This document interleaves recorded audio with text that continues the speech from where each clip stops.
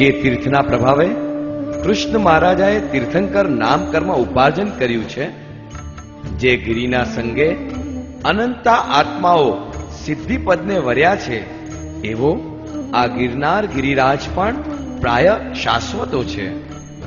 દેવલોકમાં નિર્મિત વિશ્વની એકમાત્ર નેમનાથ દાદાની પ્રતિમાજી અહીં બિરાજમાન છે.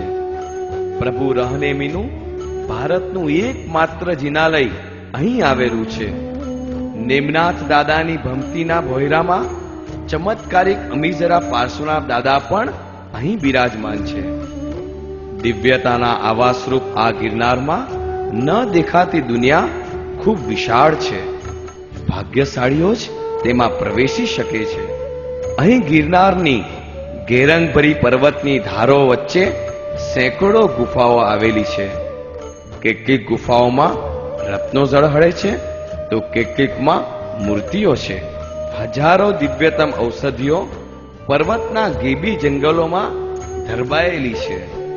શત્રુંજય મહાત્મ્ય નામના ગ્રંથમાં પ્રરૂપેલા ગિરનારના વર્ણનમાં જાણવા મળે છે કે અવસરપીણી કાળના 6 આરા દરમિયાન દરેક આરે અનુક્રમે કૈલાસગીરી, ઉજ્જયંતગીરી, રૈવતગીરી, સ્વર્ણગીરી, ગિરનારગીરી અને નંદભદ્રગીરી આમ અલગ અલગ નામે ગિરનારની પ્રસિદ્ધિ થઈ છે અને થશે.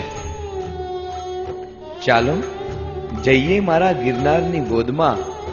દરરોજ નહીં, દર મહિને નહીં, તો છેવટે વર્ષમાં એક વાર તો ચોક્કસ. સૌ ચાલો ગિરનાર જઈએ, સૌ ચાલો ગિરનાર જઈએ.